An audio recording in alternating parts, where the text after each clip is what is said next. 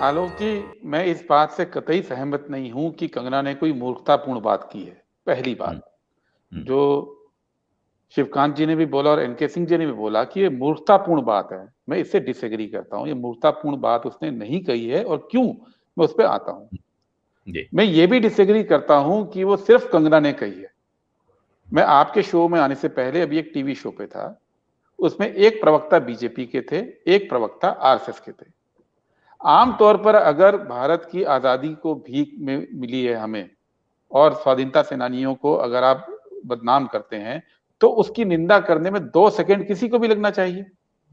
लेकिन आधे घंटे के शो में लगातार बोलने के बाद एक शब्द की निंदा नहीं की, ना बीजेपी के प्रवक्ता ने, ना आरएसएस के प्रवक्ता ने। तो इसको कंगना का सिर्फ बयान नहीं माना जाना चाहिए। इसके पहले एबीवीपी की प्रवक्ता इसी लाइन पे बोली, और आज भी वो डिफेंड पूरी पार्टी कर रही है। तो इसको कंगना नाम की एक हीरोइन, जो अच्छी हीरोइन है, जिसको मैं भी अच्छी हीरोइन मानता हूं, कि निजी विचार मानना गलत है। हमको यह देखना पड़ेगा कि विचार आया कहां से और क्यों आया। हुँ, उसने बोला वो गौण है, वो गौण बात है। मुझे नहीं लगता कि एनके सिंह जी ने उसका पूरा बयान देखा था। अगर देखा हो तो शायद मेरी बात से एग्री करते। उसने बोला क्या कल, उसने जो जो वायरल हुआ है वो 27 सेकंड का एक चंक वायरल हुआ है। अगर आप जी। उसकी पूरी बात सुनते हैं, वो बड़ी महत्वपूर्ण है। वो उसका ये कहना है कि 1857 के बाद ब्रिटिशर्स ने हमारे आजादी के आंदोलन को जब कुचल दिया, तो उसके बाद वो भारतीयों के पीछे हाथ धोकर पड़ गए। मैं हिंदी में बोल रहा हूं, उसने अंग्रेजी में बोला है। और हर जगह भारत को उन्होंने कुचलने की ठान ली। इसी सिलसिले में जलियांवाला बाग हुआ, इसी सिलसिले में अकाल बंगाल का हुआ, ताकि भारतीय उठ ना पाए। उसने कहा शी वेंट फॉर इंडियंस, और हमें भूखे मार दिया, ये उसने बोला। और ये बोला कि जब आपसे सब कुछ छीन लिया जाता है, तो आप केवल वापस लड़ना चाहते हैं, और इसलिए ये साइकोलॉजिकली ठीक है। हर भारतीय ब्रिटिशर से लड़ना चाहता था, यहां तक कि उसने बात बोली। और ब्रिटिशर्स को ये एहसास हो गया था कि अब इस लड़ाई में बहुत खून बहेगा, इसलिए उन्होंने तय किया कि उनका खून ना बहे, किसी भारतीय का ही खून बहे। और किसी दूसरे भारतीय का खून बहाने के लिए उन्होंने अपने एलाइड भारतीय ढूंढ लिए। यहां तक उसने ये बात बोली। इस इंटरप्रिटेशन को नॉर्मली कोई भी गलत आमतौर पे नहीं बोलेगा कि ब्रिटिशर्स के खिलाफ भारतीय लड़ना चाहते थे। ब्रिटिशर्स ने अपने एलाइज ढूंढे, और उन एलाइज को यूज करके दूसरे भारतीयों का खून बहाया, अपने को बचा लिया। हुँ, जो आपत्तिजनक बात उसकी आई, वो इसके बाद आई। हुँ, उसने कहा वो जो ब्रिटिशर्स के एलाइज थे, वो लिबरल्स थे, जिनको हम कांग्रेसी बोलते हैं, और हुँ, जिनको उन्होंने भीख में आजादी दे दी। अब ये जो वर्जन है, ये वर्जन आप प्रोग्राम करते या नहीं करते, हुँ। आज ये वर्जन पूरे देश में उनके व्हाट्सएप ग्रुप में करोड़ों लोगों के पास पहुंच गया। लोगों ने दिन में 4-4 5-5 बार उसको सुन लिया, और फॉरवर्ड लोगों भी। में एक परसेप्शन बनाया गया कि, और ये पहले से चला आ रहा है, ये परसेप्शन बनाया जा रहा है कि ब्रिटिशर्स जो है उन्होंने देशभक्त भारतीयों के खिलाफ कांग्रेस के, उस वक्त की कांग्रेस को यूज किया, और देशभक्तों का खून बहाया। अब हुँ, कंगना को यहीं तक पढ़ाया गया, जिस भी शाखा से, जिस भी व्हाट्सएप ग्रुप से उनको जानकारी मिलती है, जो उन्होंने कहा मैं रिसर्च करती हूं, इसलिए कंगना इंपॉर्टेंट नहीं है। उनको ये नहीं बताया गया कभी भी कि ये जो भारतीय के, जो अंग्रेजों ने एलाई ढूंढे थे, वो कौन थे। हुँ, उनको ये नहीं बताया गया। और भारत के लोगों को आज ये भुलाने की कोशिश की जा रही है कि जब भारत छोड़ो आंदोलन का नारा दिया गया, और सारी सरकारों से कांग्रेस ने इस्तीफा दिया, लोगों ने अपनी सरकारी नौकरियों से इस्तीफा दिया, जो लोग आजादी के दीवाने थे, उस वक्त सावरकर ने खड़े होकर यह कहा कि हमें ब्रिटिश फौज में भर्ती करनी है। ये कंगना को नहीं बताया गया कि सावरकर ने पूरा नारा दिया, स्टिक टू योर पोस्ट, अपनी पोस्टों से चिपके रहिए। और सावरकर ने बाकायदा भर्ती की, और भर्ती की ही नहीं, हिंदू महासभा के मदुरई सम्मेलन में उन्होंने ये बात रिपोर्ट रखी कि हमने ब्रिटिश सेना में 1 लाख लोग भर्ती किए। और ये क्यों मैं बोलता हूं इंपॉर्टेंट बात है, क्योंकि ये जो ब्रिटिश सेना में लोग भर्ती किए गए थे, भारतीय, जो भारतीय भर्ती किए गए थे, वही लोग आजाद हिंद फौज के खिलाफ भी लड़े थे। वो वर्ल्ड वॉर 2 में तो लड़े थे, वो जवाहरलाल नेहरू की आजाद हिंद फौज के खिलाफ भी लड़े थे, और उन शहीदों को के खून में इनके हाथ रंगे हुए हैं। ये बात कि ब्रिटिश के एलाइज कौन थे, वो कांग्रेस नहीं थी, वो हिंदू महासभा के लोग थे जिनको सावरकर ने ब्रिटिश सेना में भर्ती करवाया और जो आजाद हिंद फौज के खिलाफ भी लड़े। उसने ये नहीं उसको बताया गया कि जब भारत छोड़ो आंदोलन चल रहा था और जब 1 लाख से ऊपर तो सरकारी रिकॉर्ड है कांग्रेस के लीडर्स डिस्ट्रिक्ट लेवल तक गिरफ्तार थे, जेलों के अंदर थे, तो बीजेपी के जो अग्रज हैं श्यामा प्रसाद मुखर्जी, जिनको बीजेपी आज भी बहुत मानती है, वो फजलुल हक की सरकार में सहयोगी थे। फजलुल हक मुस्लिम लीग के साथ थे, फजलुल हक की सरकार में ये शामिल थे, और उस सरकार की तरफ से श्यामा प्रसाद मुखर्जी ने वायसराय को चिट्ठी लिखी थी कि क्विट इंडिया मूवमेंट को कुचलने के लिए हमारी सरकार जो कर सकती है वो करेगी। ये कंगना को नहीं बताया गया कि वो जो कह रही थी अंग्रेजों ने दूसरे भारतीयों का खून बहाने के लिए कुछ एलाइज ढूंढे थे, वो असल में कौन थे?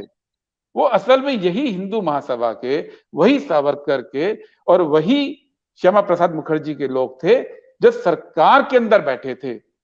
उन्होंने 3 सरकारें बनाई, 2 मुस्लिम लीग के साथ बनाई, सिंध में बनाई, नॉर्थ वेस्ट फ्रंटियर में बनाई, और सिंध की सरकार में कोएलिशन सरकार, हिंदू महासभा और मुस्लिम लीग की सरकार ने प्रस्ताव पारित किया था फॉर्मल पाकिस्तान बनाने का। ये बात कंगना को नहीं बताई गई, और एक कंगना की तरह देश के करोड़ों लोगों को अब ये बात नहीं बताई जा रही है कि लड़ कौन रहा था और अंग्रेजों के साथ कौन था। तो इशू ये नहीं है कि कंगना क्या है, इशू ये है कि उस पीरियड में हुआ क्या था। आज जब वो खड़े होकर, और उसकी फॉलोइंग है, वो अच्छी हीरोइन है, अच्छी एक्ट्रेस है, इसमें कोई दो राय नहीं है, उसकी फिल्मों में उसने बाकायदा अच्छा रोल किया है, और जब ऐसे लोग खड़े होकर बोलते हैं तो लोग सुनते हैं। आरएसएस के जब कार्यकर्ता गली गली में ये बातें बोलते आए थे और हम भी बचपन से सुनते आए, उसकी क्रेडिबिलिटी नहीं होती थी, लेकिन जब आइकन बोलता है, भले ही उसकी उस फील्ड में नॉलेज नहीं हो, आम पब्लिक उसको सुनती है, और जब कई आइकन बोलते हैं एक साथ तो लोगों को लगता है यही सच है। इसलिए इस पे बात करना जरूरी है। इस पे बात करना इसलिए जरूरी नहीं है कि कंगना ने कोई देशद्रोह की बात कही है, उसको अधिकार है, जिसको हम मूर्खतापूर्ण बात कह सकते हैं, मैं मान लेता हूं, उसको हर वो बात कहने का अधिकार है। सवाल यह है कि सही बात कहने की जिम्मेदारी किसकी है, ये बात देश को बताने की जिम्मेदारी किसकी है कि भारत की आजादी लीज पर नहीं है।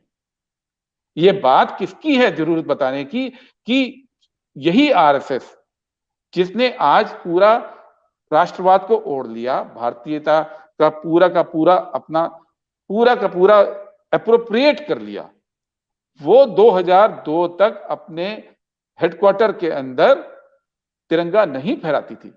ये बात तो कोई बताएगा देश को? और इसलिए नहीं फहराती थी कि वो भूल गए थे। आजादी के आंदोलन में 1931 में जब कांग्रेस का अधिवेशन हुआ था, तब सरदार पटेल ने सबको बोला, पूरे देश के अंदर अपील की कि आप तिरंगा फहराइए। तो हेगड़ेवार जो सरसंघ चालक थे, उन्होंने ये निर्देश दिया कि नहीं, आरएसएस का कार्यकर्ता भगवा झंडा फहराएगा, और वो निर्देश 2002 तक चला। जब नागपुर में 3 लोगों ने वहां पे जबरदस्ती झंडा फहराया 26 जनवरी 2001 को, तब वो मामला, वो गिरफ्तार हुए और वो नागपुर कोर्ट में पे मुकदमा चला उन 3 लोगों पर, और जब वो मुकदमे में जीत गए, तब 26 जनवरी 2002 में उन्होंने तिरंगे को अपनाया। आज इतने निकट के इतिहास को भी अगर हम नहीं दोहराएंगे तो इतिहास वही चलेगा जो कंगना ने बोला है, इतिहास वही चलेगा जो बीजेपी की स्पोक्स पर्सन ने बोला है, और वो इतिहास कहीं लिखा जा रहा है। इसलिए आज बीजेपी का कोई प्रवक्ता, आप कितना भी फोर्स कीजिए, आरएसएस का कोई भी प्रवक्ता इसकी निंदा नहीं करेगा, क्योंकि वो प्रसन्न है कि जो इतिहास कहीं और बैठ के रिराइट किया जा रहा है, वो इतिहास आज पब्लिक के अंदर पहुंच रहा है। इसलिए कंगना पे बात करना जरूरी था। कंगना ने बात बोली, किसी एंकर ने उसको नहीं टोका, ये इंपॉर्टेंट नहीं है। इंपॉर्टेंट ये है कि आजादी की लड़ाई में जो लोग लड़े, आज उनको जरखरीद पिट्ठू बताया जा रहा है, और जो लोग साथ थे अंग्रेजों के और डिक्लेयर्ड रूप से साथ थे, डॉक्यूमेंट, उस समय के अखबार आज इंटरनेट पे आर्काइव सर्च कीजिए, मौजूद है, सब फ्रीली मौजूद है। कोई शुबा नहीं है कि उन्होंने ये कॉल दी थी, उन्होंने क्विट इंडिया मूवमेंट के खिलाफ कॉल दी थी, इसमें तो कहीं कोई शुबा ही नहीं है ना। उन्होंने अंग्रेजी फौज में भर्तियां की थी, इसमें तो कोई शुबा ही नहीं है। उन्होंने मुस्लिम लीग के साथ मिलकर 3 सरकारें बनाई, इसमें तो कोई शुबा ही नहीं है। उन्होंने सरकार ने पाकिस्तान का प्रस्ताव पारित किया, इसमें कोई शुबा नहीं है। उन्होंने तिरंगे को नहीं माना, इसमें शुबा नहीं है। उन्होंने जब संविधान बना 1950 में और ऑर्गेनाइजर के मुखपत्र जो आरएसएस का है, उसने उसके इमीडिएट 10 दिन बाद एडिटोरियल लिख के ये बोला कि ये संविधान हमारी मिट्टी से मेल नहीं खाता है, ये संविधान विदेशी फिलॉसफी से आया है, इसमें मनुस्मृति का कोई अंश नहीं है, इसलिए इस संविधान को हम नहीं मानेंगे। ये बात तो आज लोगों को बतानी पड़ेगी। आज उस संविधान को अप्रोप्रिएट कर लिया। आरएसएस की खूबी क्या रही है एनके सिंह जी? खूबी ये रही है कि 70 साल में भारत में जो कुछ भी खूबसूरत हुआ, कि भारत एक सेकुलर मुल्क है, इस पे पूरी दुनिया में गर्व होता है। भारतीय जाते हैं, उनको इज्जत की नजर से देखा जाता है। वो बड़े आम इंडियन जब बाहर जाता था, वो कहता था हमको पाकिस्तानियों की नजर से नहीं देखा जाता है, लोग कहते हैं आप एक अच्छे मुल्क से आए हैं। उसको अप्रोप्रिएट कर लिया, बोला ये हमारी पूंजी है और उसको खत्म करने में लग गए। भारत के लोगों की एक पहचान पूरी दुनिया में बनी कि भारतीय पढ़े लिखे होते हैं, इंजीनियर होते हैं, डॉक्टर होते हैं, साइंटिस्ट होते हैं, यहाँ पे साइंटिफिक टेम्पर है, यहाँ की पढ़ाई अच्छी है, उस पर गर्व कराया। सत्ता में आए और आज क्या है, पूरी की पूरी बहस गाय गोबर गोमूत्र पे लाकर सिमेट दी है। आज आप उस ज्ञान को, हर उस बात को जिसपे कि गर्व होना चाहिए था, उसको एप्रोप्रिएट किया और फिर उसको खत्म करने में लगे हैं। यही बात आजादी के आंदोलन से भी जुड़ी है, इसीलिए इस पे बात करना जरूरी है। इस बात को अगर आप दरकिनार करेंगे तो कुछ दिनों के अंदर ये बात आम लोग बोलने लग जाएंगे कि देखिए कांग्रेस तो मिली हुई थी। मैं आपको किस्सा बता दूं एक, और उसके बाद अपनी बात खत्म करता हूं। किया जाता है इस तरह की चीजों को कुछ दिनों के बाद सबूत के तौर पर पेश किया जाएगा। सत्य हिंदी का ऐप डाउनलोड करें गूगल प्ले स्टोर पर।